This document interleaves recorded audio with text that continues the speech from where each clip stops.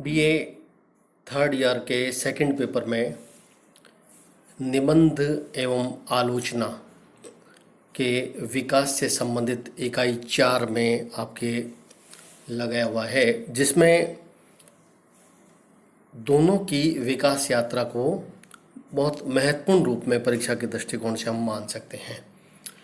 जहाँ तक हिंदी आलोचना के विकास की बात है, तो उससे पहले हम आलोचना शब्द से तात्पर्य एवं आधुनिक काल में आलोचना से पूर्व क्या कोई आलोचना का उल्लेख मिलता है संस्कृत में, उसका जानकारी हमें होनी आवश्यक है। आलोचना शब्द लोच धातु से बना है। लोच का अर्थ है देखना, अर्थात आलोचना का अर्थ देखना ही हुआ। किसी वस्तु या कोई भी रचना, उसकी जो सम्यक व्याख्या होती है, उसका जो मूल्यांकन किया जाता है, वह आलोचना कहलाती है। डॉक्टर श्याम सुंदर दास ने कहा है कि साहित्य के क्षेत्र में जिस ग्रंथ को पढ़कर हम उसके जब गुणों और दोषों की विवेचना करते हैं और उसके संबंध में जब हम अपना मौलिक मत प्रकट करते हैं, तो वह आलोचना कहलाती है। यदि हम साहित्य को जीवन की व्याख्या माने, तो आलोचना को हम उस व्याख्या की व्याख्या मान सकते हैं।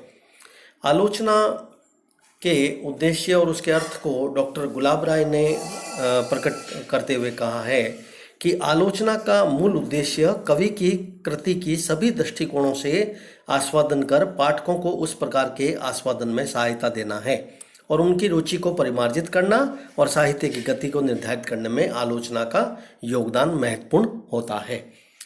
जहाँ तक हिंदी साहित्य में आलोचना के विकास की बात है, तो उससे पूर्व में हम संस्कृत साहित्य शास्त्र में जो आलोचना का थोड़ा बहुत उल्लेख मिलता है, या मध्यकाल में हम जिसे हम कह सकते हैं कि आलोचना का जो विवरण हमें देखने को मिलता है, उसके संदर्भ में हम इतना ही कह सकते हैं कि संस्कृत की काव्य शास्त्र परंपरा में जो आलोचना का हुआ वह थोड़ा बहुत सैद्धांतिक आलोचना का हम मान सकते हैं, और वह भी पूर्ण रूप से परिपक्व रूप में नहीं थी।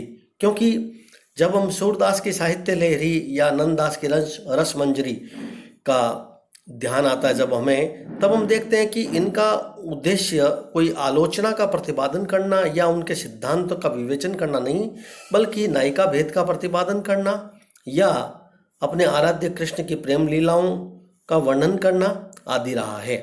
इस कारण से संस्कृत साहित्य शास्त्र में जो हमें थोड़ा बहुत काव्य शास्त्रीय ग्रंथों के जो वर्णन मिलते हैं, उसमें मूल रूप से रस, नायिका भेद या काव्य शास्त्र की आड़ में एक प्रकार से कामुकता और रसिकता का विवेचन करना ही रह गया है।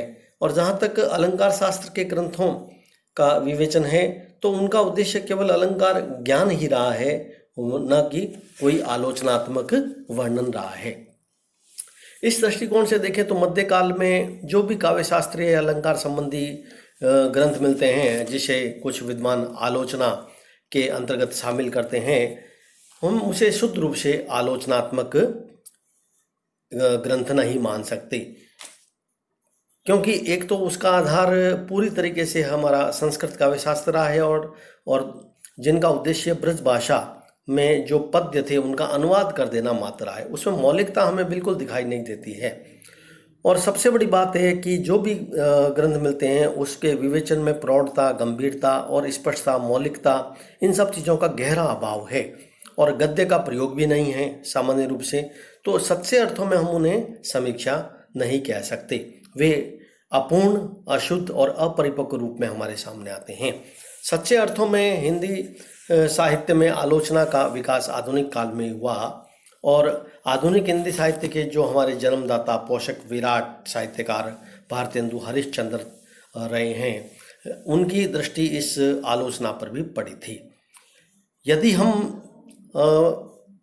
भारतेंदु हरिश्चंद्र के जो ग्रंथ हैं, नाटक, उसका हम अध्ययन करें तो निश्चित रूप से हमें यह पता चलता है कि यह आलोचना साहित्य का एक बहुत महत्वपूर्ण ग्रंथ है, जिसके अंतर्गत उन्होंने प्राचीन भारतीय नाट्यशास्त्र एवं आधुनिक जो पाश्चात्य समीक्षा है उस साहित्य का समन्वय करते हुए तत्कालीन हिंदी के जो नाटककार थे उनके लिए एक सामान्य नियम उन्होंने निर्धारित किए। तो इस दृष्टिकोण से इस रचना का बहुत बड़ा महत्व माना जा सकता है। यदि संस्कृत के प्रथम आचार्य भरत मुनि ने नाट्यशास्त्र लिखा, तो आधुनिक हिंदी के विभिन्न विधाओं के जो जनक हैं बाबू भारतेंदु हरिश्चंद्र, उन्होंने आलोचना के क्षेत्र में नाटक ग्रंथ की रचना की। सामान्य रूप से कई लोगों की यह मान्यता है कि यह उनका ग्रंथ नहीं है, जबकि यह पूरी तरीके से गलत है। प्रामाणिक तथ्यों के आधार पर यह स्पष्ट हो चुका है कि नाटक ग्रंथ भारतेंदु हरिश्चंद्र जी का ही रहा है। इस संबंध में यदि हम आगे चर्चा करें तो भारतेंदु हरिश्चंद्र जी के काल में अनेक ऐसी पत्रिकाएं थी जिसके माध्यम से हम समीक्षा का विकास हमें देखने को मिलता है। चौधरी बद्रीनारायण प्रेमधन ने अपनी आनंद कादम्बिनी पत्रिका में संयोगिता, स्वयंवर और बंग विजेता पुस्तकों की समीक्षा की, जो शुद्ध रूप से समालोचना के इतिहास को बताती है। दूसरी ओर बालकृष्ण भट्ट ने अपनी पत्रिका हिंदी प्रदीप में सच्ची समालोचना शीर्षक से संयोगिता, स्वयंवर की आलोचना की थी।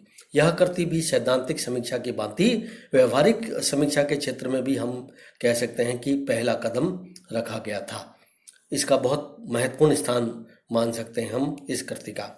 भट्ट जी और प्रेमधन जी की रचनाओं में समीक्षा का एक विकसित रूप हमें दृष्टिगोचर दिखाई देता है। इनमें व्यंग्यात्मकता जरूर आ गई है, जो आलोचना के क्षेत्र में आवश्यक भी है, किंतु शैली में भावात्मकता है और लेखक सीधे पाठक को संबोधित करने की क्षमता रखता है इन कृतियों में।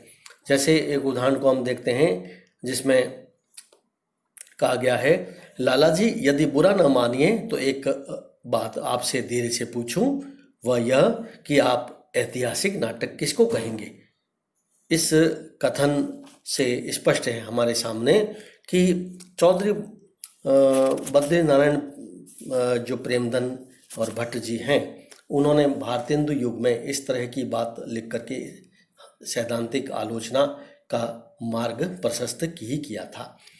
उपयुक्त जो लेखक हैं उनके अलावा भी अन्य कई पत्र पत्रिकाएं जिसके माध्यम से समालोचना का विकास हुआ। हिंदी में व्यवहारिक समीक्षा का प्रादुर्भाव भी भारतेंदु हरिश्चंद्र के समय में ही हुआ था। प्रेमधन की शैली में भट्ट जी की सरसता एवं व्यंग्यात्मकता तो नहीं मिलती है, किंतु सरसता के साथ गंभीरता का चित्रण हमें अवश्य मिलता है। तो कुल मिलाकर भारतेंदु हरिश्चंद्र जो हैं, उनके समय में जितनी हमारे हिंदी साहित्य के गद्य की जितनी भी अन्य विधाओं का जो प्रारंभ हुआ और उसके बाद उनका एक विकसित रूप दृष्टिगोचर होता है, उससे आलोचना भी अछूती नहीं रही और आलोचना का विकास भी और उसका उत्तरोत्तर उसकी उन्नति भी भारतेंदु युग में मिलती है हमें। अन्य कई जो लेखक हैं जैसे गंगा प्रसाद अग्निहोत्री की समालोचना, अंबिका दत्त व्यास की गद्य काव्य मीमांसा आदि जो ग्रंथ हैं, वे भी भारतेंदु युग के आलोचना के क्षेत्र में महत्वपूर्ण ग्रंथ माने जा सकते हैं। सन 1900 ईस्वी में जो सरस्वती पत्रिका का प्रकाशन हुआ था, उसके माध्यम से हम कह सकते हैं कि द्विवेदी युग में आलोचना का विशेष विकास हुआ।